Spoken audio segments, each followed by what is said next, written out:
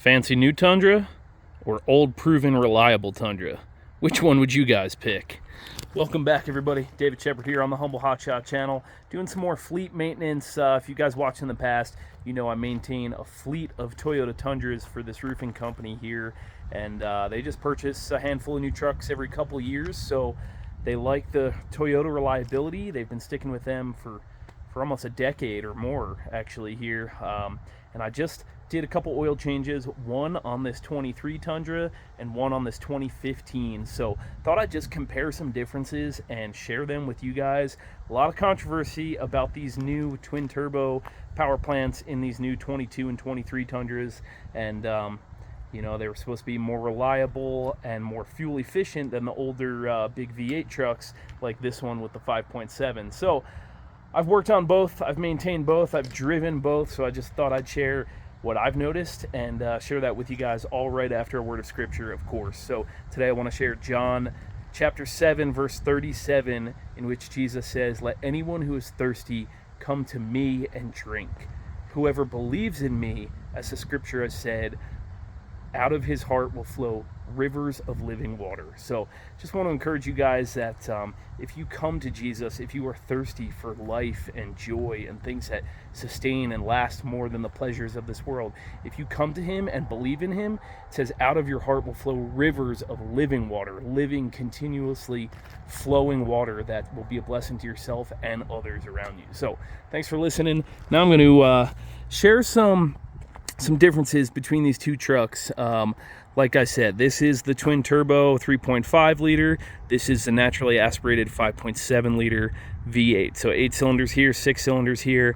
And first off, of course, this is a much newer truck. This is a 23, this is a 15. So much newer, more technology, more features, and probably just nicer to drive all around. These are both pretty basic models. This one's just an SR5. This one is truly your basic work truck model, but they're both used as work trucks, and yeah, just keep that in mind. Much newer truck, it's going to be more comfortable, probably safer, and have some features. But mostly comparing the power plants here, you know, that was a big move for Toyota, like other manufacturers, to go to a twin turbo V6, ditching the V8 that's found in these trucks. So as you can see, this one's built 10 of 14.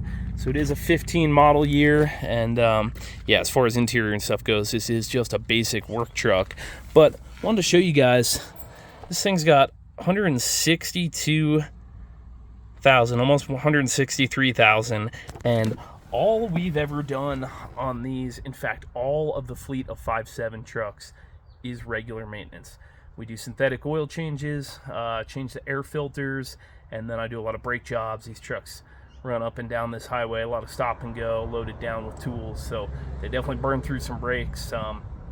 But we haven't had hardly any repairs. A couple front end work, you know, ball joints, and again, just regular wear items, but we haven't had any real failures out of these 5.7 older generation Tundras. So like I said, this one's got almost 163 on it, and fires right up, runs good, builds good oil pressure, no noise out of the engine. And what I really wanted to show you guys inside here is, let's see, how do I go to display, is the miles per gallon. So this one's getting 15.2 miles per gallon. So keep that in mind as we go check out the other truck.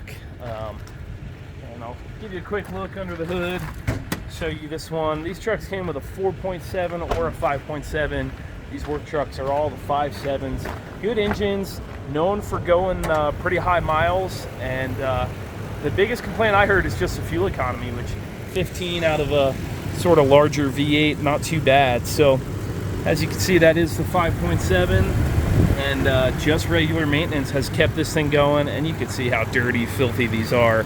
They are run as work trucks, no doubt about it. But give that thing a listen, no ticks. Runs smooth, good power. Ooh, I better clean up these battery terminals for sure. But yeah, they've just been good trucks overall. I mean, you could see they've been used and abused, and you know, they're roofing trucks. They're on the job every day. They're loaded down, getting beat up, and they've been good to us. So that's kind of your walk around and just kind of talking points on the reliability and then the fuel economy of the 5.7. So let's jump over to this new truck. I've done quite a few videos on these new ones. If you guys want to see some how-to and walk around, a full review of these trucks, go ahead and check out those videos as well. And one thing I'll note is that we haven't had any of those dreaded engine failures.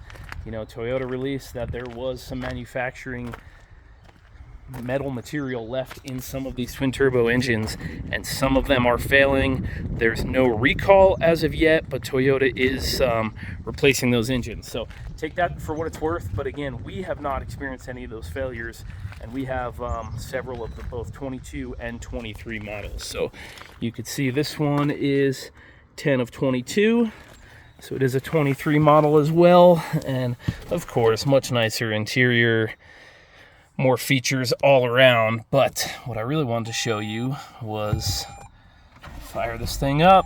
She runs good as well, good oil pressure. And let me see if I can get to the mileage. So there we go. This one has oh, I just reset the maintenance, but this one has 31,000 miles on it. We've done several oil changes already. So it's definitely broken in, and it's getting 16.2 miles per gallon. So exactly 1 point up from this other truck with the 5.7 V8.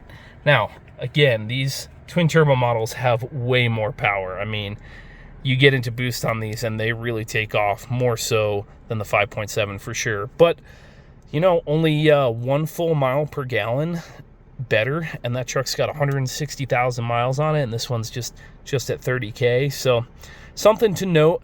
And then you'll see the park symbol here. This is one thing I want to mention, just because I cannot stand these electric parking brakes. You know, they go on and off at their own will when you open the door and the vehicle's not in park. You know, sometimes I want to check things under the hood, transmission fluid, and do stuff like that, and I want to leave it in neutral, and or just whatever. The parking brake's got a mind of its own, and not on these trucks, but on other vehicles that have been out for a few years with electric parking brakes. Boy, they tend to fail, especially here in the cold. In the wintertime, they freeze up and they won't release, and kind of makes it a pain in the butt to do rear brake pads on some models. So that's one thing I just do not like about modern vehicles, but hey, that's just sort of my own gripe. But again, good running truck, good oil pressure, all that. We haven't had the engine failure problems, and getting about 16 miles per gallon. So I don't know, not a huge improvement over the V8 to give up that torque and just that reliability and simplicity. I mean, this thing's just an NA, naturally aspirated V8, easy to work on, plenty of room under here, and not a ton to go wrong, versus this thing with, you know, dual air filters, one feeding each turbo, you know, very involved radiators, transmission coolers. It's got intercoolers. As you can see, this is a split coolant reservoir. It's got one side for the air-to-water intercoolers and one side for the engine, and just overall much more complicated. And man, doesn't sound as smooth as the other one to me. So I don't think that's any noise to worry about. That's probably just the high pressure injectors on this model. But just wanted to compare these two real quick, and I'm sure some of you are hesitant if you know about the engine, not recalls, but the engine replacements on some of these new twin turbo trucks.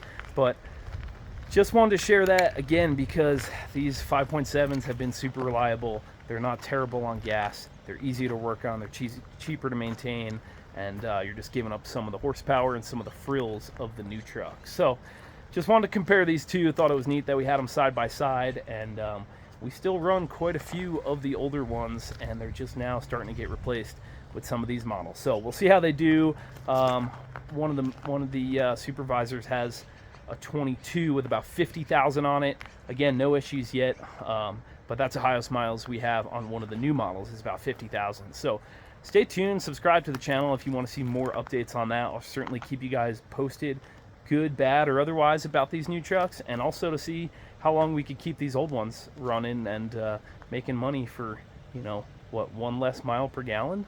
So there you have it, guys. That's just my take on just a couple of talking points about these two trucks, and especially these two different engine types. So hope that helps. Comment below if you've owned either one or maybe both of these generation Tundras. Comment your experience. I'd love to hear if anyone out there has had the engine failures, the dreaded failures on the twin turbo trucks, or maybe how many miles you've gotten out of your 5.7. So thanks for listening, guys. Comment your thoughts below, and remember, if you want rivers of living water, a steady stream of life to flow out from you, seek Jesus, be filled by him, and then you'll have more than enough to flow into the lives of others. So thanks for watching, guys. Like I said, please subscribe if you haven't already, and I'll see you guys on the next one. See ya.